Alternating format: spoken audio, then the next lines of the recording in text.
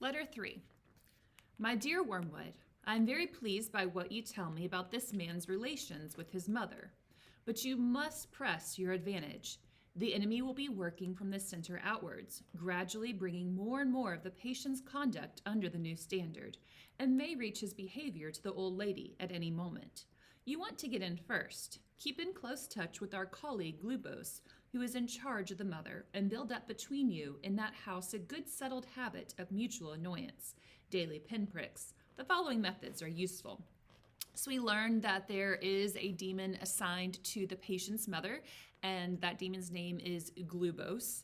And then here in this letter, Screwtape is about to give Wormwood several pieces of advice as to how to drive a rift between the patient and his mother, since they do live in the same household.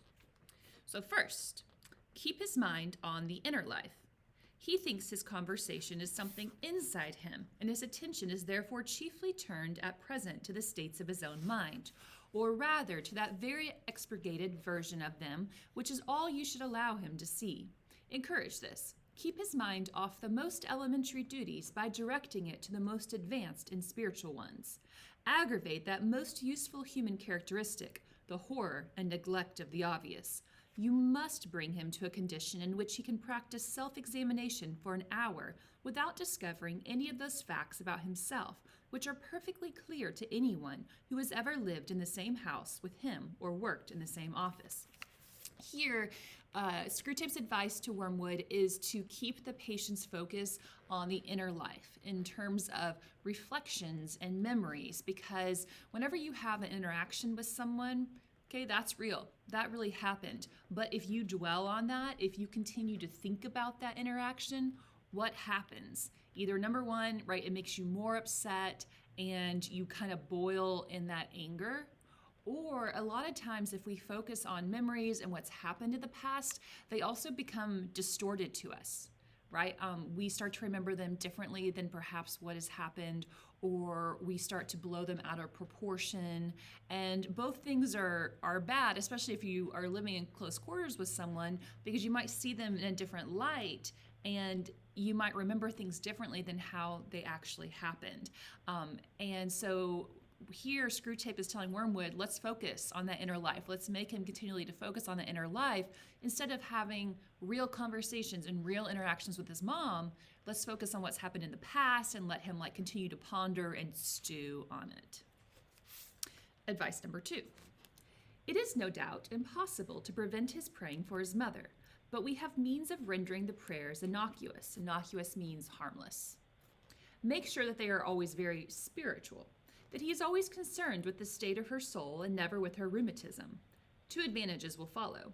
In the first place, his attention will be kept on what he regards as her sins, by which with a little guidance from you, he can be induced to mean any of her actions which are inconvenient or irritating to himself. Thus you can keep rubbing the wounds of the day a little sore, even while he is on his knees. The operation is not at all difficult, and you will find it very entertaining. In the second place, since his ideas about her soul will be very crude and often erroneous, he will in some degree be praying for an imaginary person, and it will be your task to make that imaginary person daily less and less like the real mother, the sharp-tongued old lady at the breakfast table. In time, you may get the cleavage so wide that no thought or feeling from his prayers for the imagined mother will ever flow over into his treatment of the real one. I've had patients of my own so well in hand that they could be turned at a moment's notice from impassioned prayer for a wife or son's soul to beating or insulting the real wife or son without a qualm. So this is an interesting one, and I think it's how you want to interpret it, so I'm not going to go too much into it. But the idea, I think, being presented here is that Screwtape encourages Wormwood that when his patient is praying for his mother, that the prayers are very spiritual in terms of they're more abstract for her soul, instead of perhaps praying for her in little ways in every day. So, thanking the Lord for what his mom has done for him, for the blessing that she is in his life, maybe praying for specific needs for his mom, and so forth, instead of a more abstract prayer for her. But again, interpret that as you will. Third piece of advice. When two humans have lived together for many years, it usually happens that each has tones of voice and expressions of face which are almost endurably irritating to the other. Work on that. Bring fully into the consciousness of your patient that particular lift of his mother's eyebrows, which he learned to dislike in the nursery, and let him think how much he dislikes it. Let him assume that she knows how annoying it is and does it to annoy. If you know your job, he will not notice the immense improbability of the assumption. And of course, never let him suspect that he has tones and looks which similarly annoy her. As he cannot see or hear himself, this is easily managed. Right, so third piece of advice is pretty obvious, right? Keep your patient's focus on what annoys him about his mother. We all have traits about ourselves that might be someone else's pet peeve, but we don't realize that, right? We don't always see the faults in our own selves. And so here, that's what Screwtape is encouraging Wormwood to do. Let your patient focus on what annoys him about his mother and never let him realize that, hey, he himself has traits that might actually annoy his mom too, but she's just not saying it. Advice number 4. In civilized life, domestic hatred usually expresses itself by saying things which would appear quite harmless on paper. The words are not offensive, but in such a voice or at such a moment, they are not far short of a blow in the face. To keep this game up, you and Glubos must see to it that each of these two fools has a sort of double standard. Your patient must demand that all his own utterances are to be taken at their face value and judged simply on the actual words, while at the same time judging all his mother's utterances with the fullest and most oversensitive interpretation of the tone and the context and the suspected intention.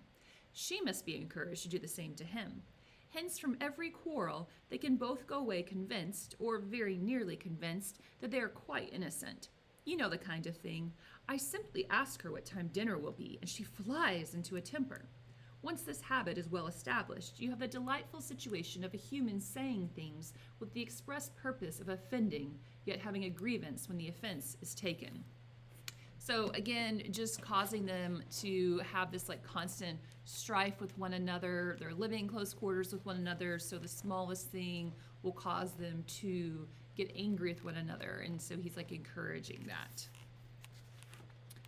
Finally, tell me something about the old lady's religious position. Is she at all jealous of the new factor in her son's life?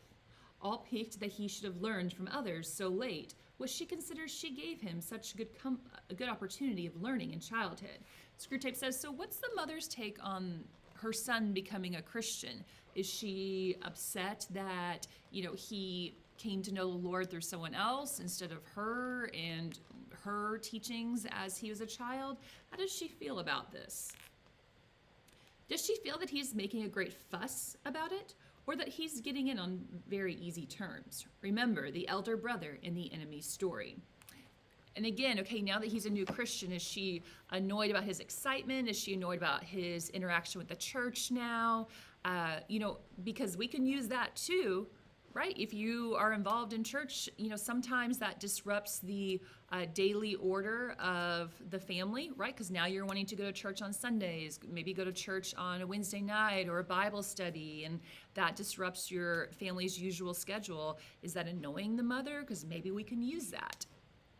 And then the last reference there in the last sentence, Screwtape says, remember the elder brother in the enemy's story. And that is a reference to the parable in Luke 15 of the prodigal son, where the prodigal son goes out, right, spends all the money, and comes back, and the father welcomes him with open arms.